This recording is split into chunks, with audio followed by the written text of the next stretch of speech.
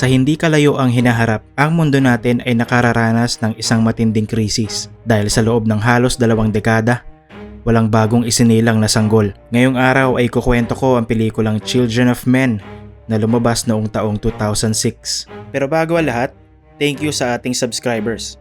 Malaking tulong ang inyong likes at comments sa ating channel.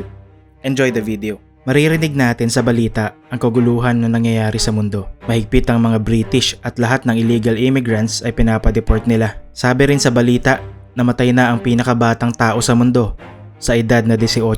Dito natin nakita si Theo. Matapos itong bumili ng kape, hindi pa siya nakalalayo ay biglang sumabog ang coffee shop. Sa opisina, halos lahat ng kasamahan niya ay umiiyak sa balita na namatay na ang pinakabatang tao sa mundo. Nagpaalam muna siya na iuwi na lang ang kanyang trabaho at sa bahay ito tapusin. Sa biyahe nito pa uwi, makikita natin na galit ang mga tao at pinagbabato ang tren na kanyang sinasakyan. Sinalubong siya dito ng kanyang kaibigan na si Jasper. May dumaang bus sa kanilang gilid. Derehas ang bintana nito sakay ang mga nahuling immigrants. Ayon kay Jasper ay hinahunting daw ito ng kanilang gobyerno na parang mga ipis. Tago ang bahay ni Jasper at kailangan pa nila tanggalin ang mga nakaharang para mapuntahan ito. Naikwento dito ni Jasper ang kaibigan niyang pulis na pinagkukunan niya ng pot. Narinig din natin ang Human Project. Maaaring grupo ito ng mga tao na gumagawa ng paraan para masolusyonan ang problema ng mundo. Mapapansin na wala ni katiting na pag-asa si Theo sa kalagayan ng mundo natin. Kinabukasan, habang papasok sa trabaho ay nadaanan ni Theo ang mga nakakulong na immigrants. Ilang sandali pa ay dinakip siya ng 2 lalaki at isinakay sa itim na van. Pagtanggal ng takip sa kanyang ulo, nakita niya ang kanyang ex-wife na si Julian. Isa itong leader ng grupo ng mga rebelde na kung tawagin ay Fishes. Dito sinabi ni Julian ang dahilan kung bakit kailangan ng grupo nila si Theo. Kailangan nila ng transit papers para madala ang isang bata at hindi naharangin ng security.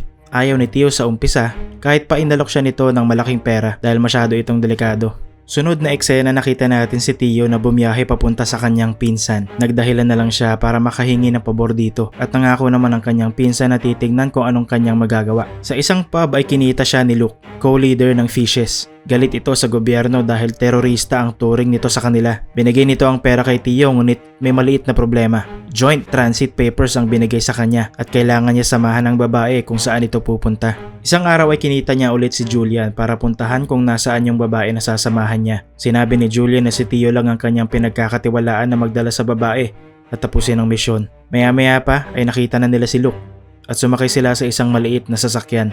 Sa loob nito ay nakita natin si Key, ang nasabing bata, at si Miriam ang tagapangalaga nito. Sa biyahe habang nagbibiroan ng dating mag-asawa, biglang may humarang na lumiliyab na sasakyan sa kanilang dadaanan. Naglabasan ng mga galit na tao.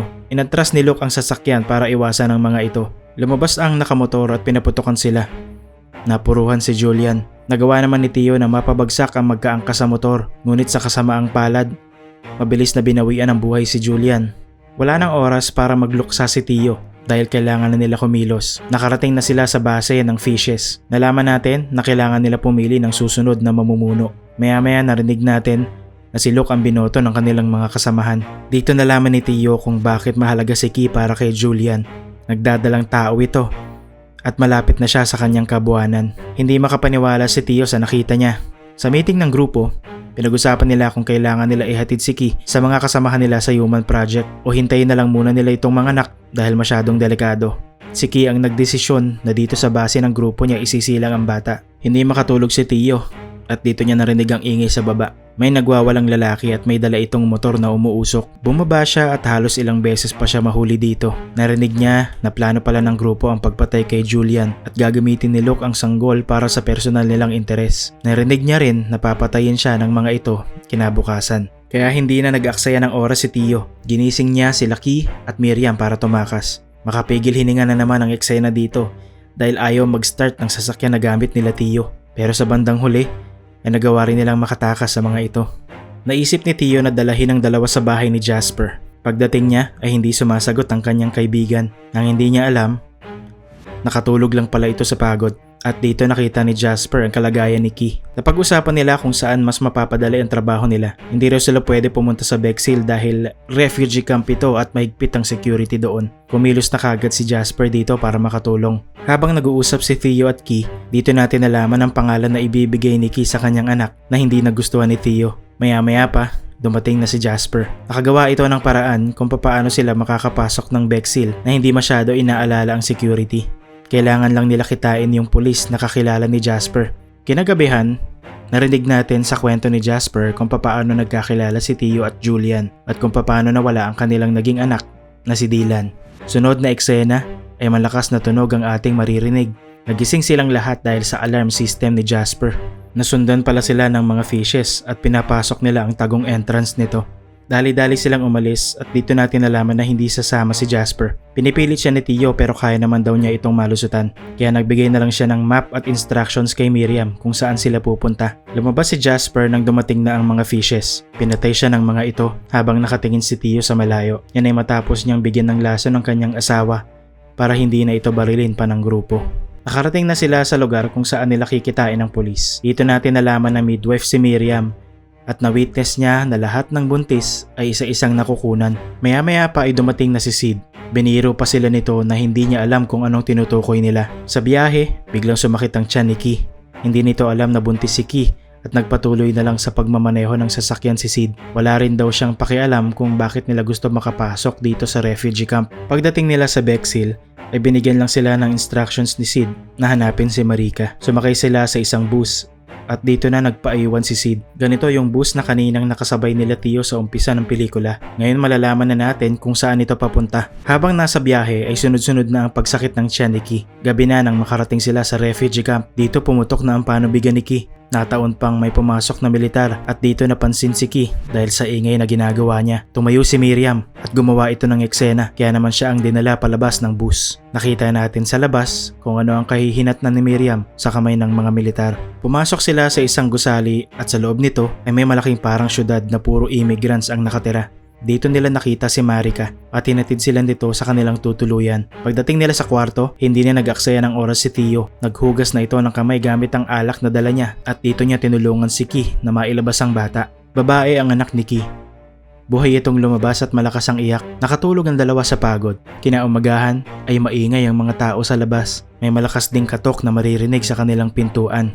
Kasama ni Marika si Sid at pumasok ang dalawa sa pinto. Tinakpan ng kumot ni Key ang kanyang sanggol ngunit panay ang lapit ng aso ni Marika dito. Kaya naman napansin ni Sid na may tinatago si Key at nakita nila ang sanggol nito. Hindi sila makapaniwala sa nakita nila. Minamadali sila ni Sid na sumama sa kanya ngunit may sinasabi si Marika na hindi nila maintindihan. Biglang nag-iba ang trato ni Sid sa kanila. Napanood pala nito sa balita na wanted sila Theo at may malaking pabuya. Naitulak ni Marika si Sid at dito sila nakatakas. Lumabas silang tatlo sa isang maliit na pinto at dito sila nakalayo kay Sid. Dito nabanggit ni Theo kay Marika na kailangan nila ng bangka. Sinama sila nito sa isang lugar at dito sila nakapagtago panandalian habang ikinukuha sila ng bangka. Tuwang-tuwa sila sa sanggol habang nilalaro nila ito. Makikita natin na may nagbabarilan sa labas pero kailangan na nilang umalis kagad para maabutan ng barko na sasakyan nila. Malayo ang pupuntahan nila. Patago silang tumatakbo para maiwasan ng mga tao at mga balang nagliliparan. Sa ang palad ay nakasalubong sila ng grupo ni Luke. Sinama ng mga ito si Key at ang sanggol. Mabuti na lang ay may dumating na mga militar at nagkagulo sila dito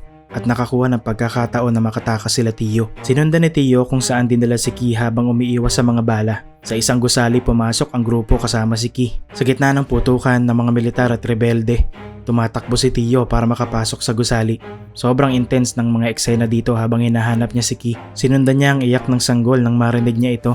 Sa isang kwarto, nakita niya nakaupo si Key habang yakap ang sanggol. Nandito rin si Luke at nakikipagpalitan ng putok sa mga militar. Halos ayaw pa sila paalisin ni Luke dito. Parang wala na ito sa sarili at nang makakuha ng pagkakataon ay tumakbo na ang dalawa.